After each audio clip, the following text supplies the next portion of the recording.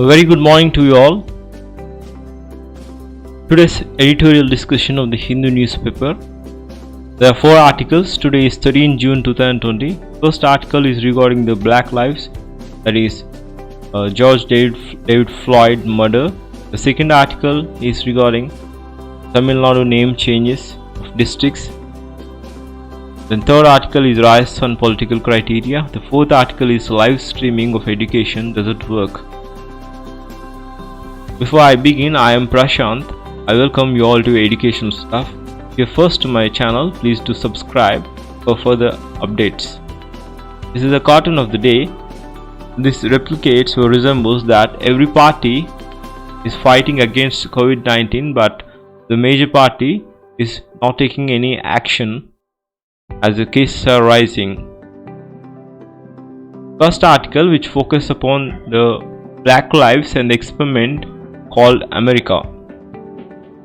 In response to the protests and racial unrest that have spread across the United States and around the world in the wake of May 25th video recorded murder of George Floyd, a 46-year-old African American father of 5, by a white Minneapolis police officer, Derek, who kneeled on Floyd's neck for 8 minutes and 46 seconds until he stopped breathing, the words of Martin Luther King have been cited frequently, and they often are in the times of racial tension in America.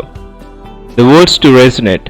Rights are the language of the unheard are the Dr. King's words that are invoked by pundits trying to illuminate why peaceful marches and protests by the day devolve into violent scenes and vandalism, arson and looting by the night. There is another quote from Dr. King given in a speech at his annual meeting in Washington 7 months prior to his assassination that is equally, white Americans need to understand that is poison to its soul by racism, and understanding needs to be carefully documented and consequently more difficult to reject. And in a challenge to his audience, he added, Negroes want the social scientists to address the white community and tell it like it is. Why Americans have an appalling lack of knowledge concerning the reality of Negro life.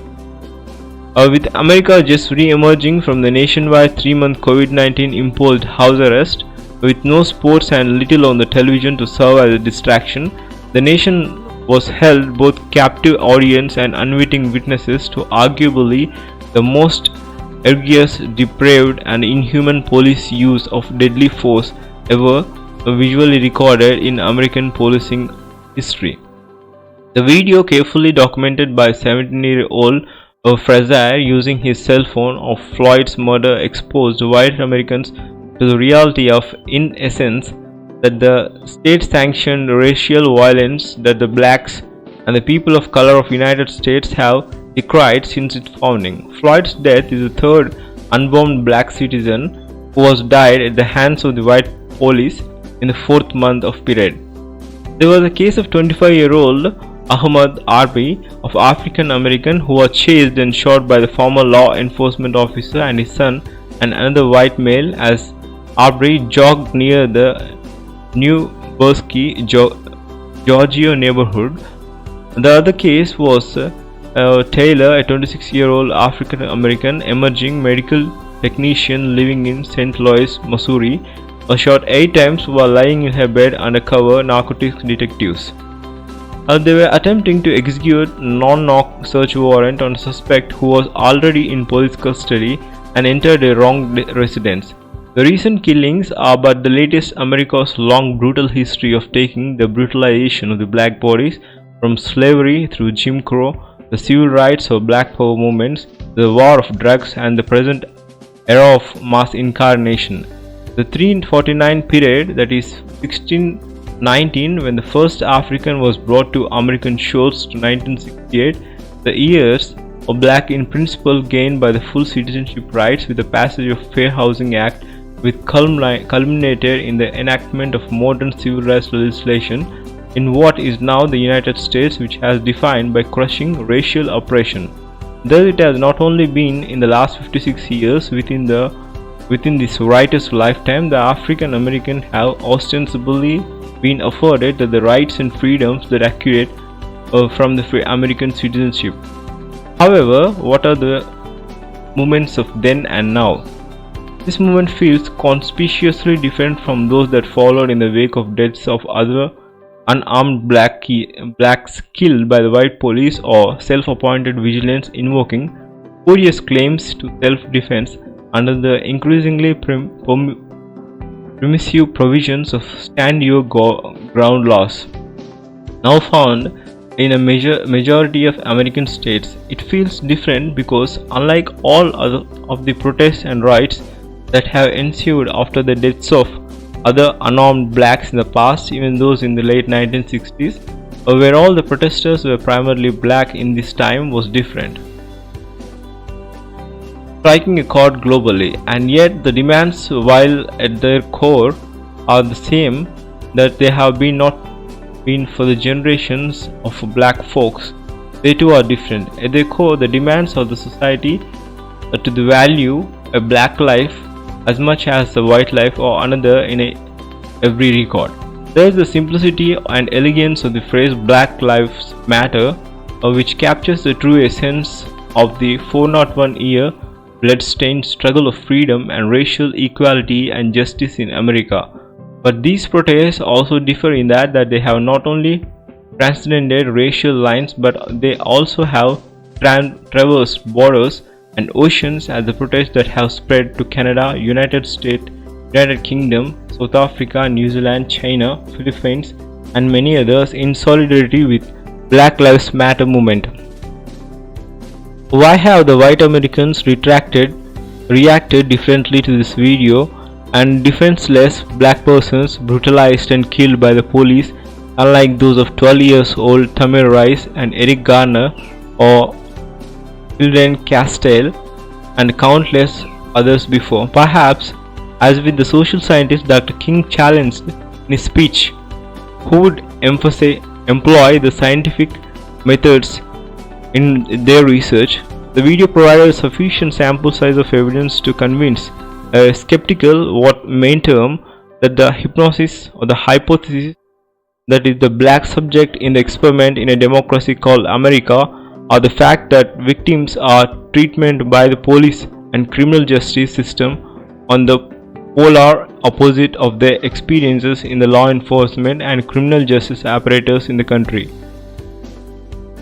Just as the COVID-19 has exposed the glaring racial inequalities that make blacks disproportionately vulnerable to the deadly diseases, so the George Floyd's murder exposed to the world the centuries-old state-sanctioned and extra-legal racial violence and injustices that blacks have been subjected to the American, yet the deadly encounters that African Americans have with the police, that ubiquitously agent of the state that is which an average citizen is most likely to have direct contact with the daily lives.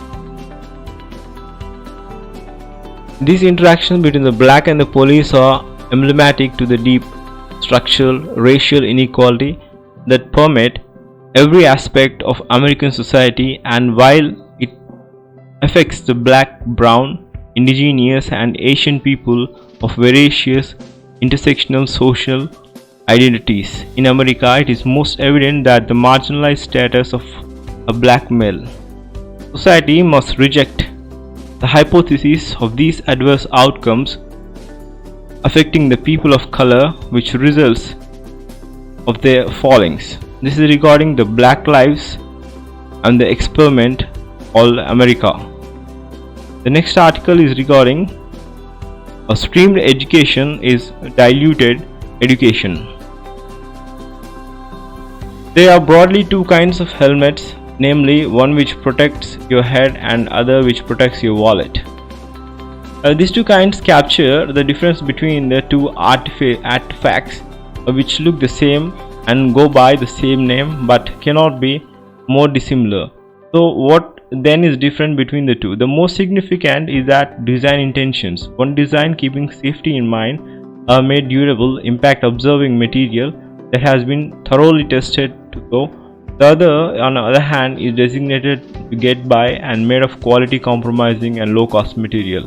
What we have here is a dilution in our conception of helmet from the original meaning, from being a gear to protect us in the case of unfortunate accident to being a gear to protect us from being fined. Intriguingly, the act of fining riders without helmets have translated some valuable or end in itself the severity of the safety. This captures the conundrum facing the contemporary. All that is, the value of diluting is functional, as there seems to be a vocabulary to capture this dilution of meaning. Our conception of value itself have been diluted to mean just exchange value. Here, I relate this using the meaning of education. The UGC scheme. Recently, in the wake of COVID-19 pandemic, the University Grants Commission has issued a circular to the universities encouraging them to adopt massive open online courses offered by Swayam platform for credit transfers of the coming semester. This sounds to be a benevolent act during the national lockdown. However, it poses a great danger since it has also been as an instrument to achieve country's target, that is gross enrollment ratio in higher education. Here it is yet another instance of conspicuous dilution of meaning and subsequently flattening of the learning curve. Instead, the expanding network of the higher education institution across the country, the government plans to make the country and increasing seats. The government also plans to make the online degree program available for the students to enroll and graduate from the ad of GRE. Education is now being peddled as a combination of content and consumption, and their diluted meaning is being put to the service of a increased DER. Moco-based e-learning platform tends to reinforce a top-down teacher to students directly learning whereby the teacher creates, the student consumes. This misses the point that teaching and learning are the skills that are always in making. The teacher is, after all, an intellectual midwife who facilitates the birth of the students' ideas and insights through engaging a critical dialogue. In the conducive environment of class, this role is often switched and the student plays intellectual midwife of the teacher's idea, moving to MOOC-based degrees would rob young teachers and students of these essential lessons in teaching and learning from each other. There should be sacred spaces. Taking higher education online is much like taking up a sport such as cricket, football, or boxing online. One have not actually learned the sport unless one have engaged within one's gully, stadium, or field or ring. In education, the classroom acts as a space where skills such as dialogue, debate, disagreement, and friendship are learned and practiced. It is intriguing to see that the policymaker behind Swayam platform have left out the courses of engineering, medicine, dental, pharmacy, nursing, architect, agriculture, therapy on the grounds that they involve laboratory and practical works. Although this move makes sense, it seems to suggest that the pure scientists, the art and social sciences, and the humanitarian curricula are largely lecture and theory based and therefore readily adaptable to online platform. Implicit of every circulation or circumlum, the fatigue of the assumption that classroom is the laboratory of hands-on testing ideas, opinions, interpretations, and counter-arguments. Without a shared space to discuss and contest ideas, learning dilutes, just gathering more information. This could also dilute the norms of evaluation, where a good lecture might mean merely a lecture with the streams seamlessly without buffering. This is not an argument from the tradition. One could think of a greater value of sensitive, social just architecture and technologies that further foster classroom engagement and make it accessible for the students of various disabilities and challenges, thereby adding a more value to its existing meaning of education. But by public education model on social distancing the function, reducing and dilution of meaning of education, it could add value only the addendum to the classroom. Such platforms must be seen only to stop gap variations that help us to by under lockdown situations and complement classroom lectures. There should be sacred spaces Taking higher education online is much up of taking such platforms such as seen only to stop gap variants that help us to get by under lockdown situations and complacent classroom lectures. This will help us to get pandemics just as a helmet would help us to get better traffic police waiving penalties. Our vocabulary has many functions or terms for the loss of function, that is failure, malfunction, dysfunction, breakdown, etc. But hardly any of this loss of value. Malpractice is the closest that comes to mind. This malpractice of the dilution of education must be resisted. Elsewhere, we are asking for multiple conclusions. This is regarding stream education is a diluted education. It is a model based on social distancing, only ends awakening the contempt of the classroom, but not the actual education system. It is just a streamed education system. This is regarding the streamed education is a diluted education. The next article is the name change of some places, that is some districts or towns in Tamil Nadu. Spelling and pronunciation are not first cousins in English. This holds good for another language including Tamil, a surviving ancient language. Perhaps this aspect has not been fully taken into account by the Tamil Nadu government in its decision to calculate or change the spelling of names of 1018 towns in locations state. The Gazette notification of April 1, 2020, which has been made available only recently, is an outcome of 2 years made by the labor to put by the district collector and commitment or committee headed by the Minister of Tamil Official Language and Culture K. Pandirajan. It is now for the Revenue and Disaster Management Department, which handles the land of records in states and respective rural and urban local bodies, to take the notification forward. The idea is to make the anglicized names sound closer to the root of the original Tamil names. As a matter of the principle, this is a welcome, but it is also advisable to discover the root of the names. This does not mean that the factors such as confusion among the public and culture of social sentiment ignored.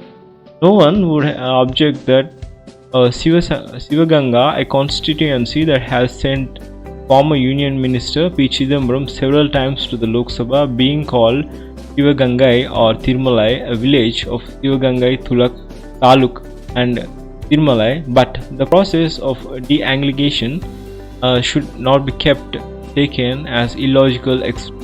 For instance, when Coimbatore becomes Coimbatore or Vellore turns to Vellore, it defies the convention of the logic and can cause a much confusion. Likewise, Srirangam and Tiruvalaputtur center of religious importance have been changed in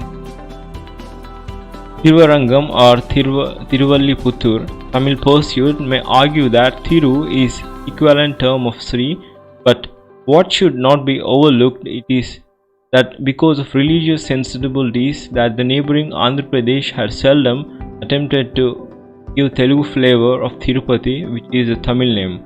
Apart from the initial confusions over the new spellings, people in that area concerns have started becoming anxious about getting crucial document of identification changed by the Gazette notification which is implemented.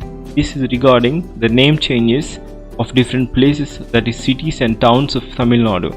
The next article is on Rajasthan political crisis. A political upheaval appears to be making in Rajasthan. The ruling Congress have accused opposition BJP to trying to unsettle the Ashok Gehlot government.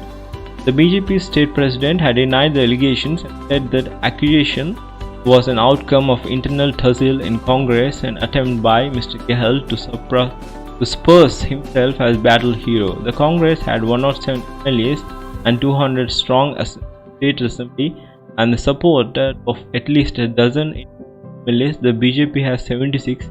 The Congress and BJP had been snarled after internal tussles. State government chief and deputy chief minister Sachin Pilot always believed that the top post was unfairly denied to him when the party won the state in 2018. Mr. Gehlot has a support of more party MLAs and wants Mr. Poilat to wait for his turn. In BJP, the current central leadership of Prime Minister Modi and Home Minister Amit Shah does not share much common ground with Vasundhara Raje, the former Chief Minister. The BJP had turned up the heat and played by the fielding a second candidate for election of 3 Rajya Sabha seats on June 19th, and which it can win with the current strength. The BJP had used Rajya Sabha election to engineer defections from the other parties in other states. The recent history of BJP's behavior in comparable situations does not inspire confidence in its claims that it had no plans. Situations does not inspire confidence in its claim that it has no plan to unspur power of Rajasthan through engineered defections. Within the last year of BJP wrested power, that is in Karnataka and Madhya Pradesh, states that did not win in elections, a non-familiar pattern of engineering resignation of MLAs. The only reasonable explanation for such mass resignation of legislators is that they would be either allured or threatened. Earlier, the BJP gate crashed its way to power in Goa and Manipur through questionable means. Even every party has its share in disenchantment within its ranks, but using that as a facade to dismantle a popular mandate is not a spirit of democracy. This is regarding the Rajasthan politics, how the unsettling of a government by engineering defections during the pandemic should not be allowed. That's the end of article discussion. If you are first to my channel, please do subscribe for further updates. If you want to see the article discussion of yesterday, I'm giving it in playlist or I icon, you can see it. And before I conclude, I request you all to subscribe and share this video and comment what are the things you have learned. And please do subscribe for further updates. Thanks for joining me. Have a great day.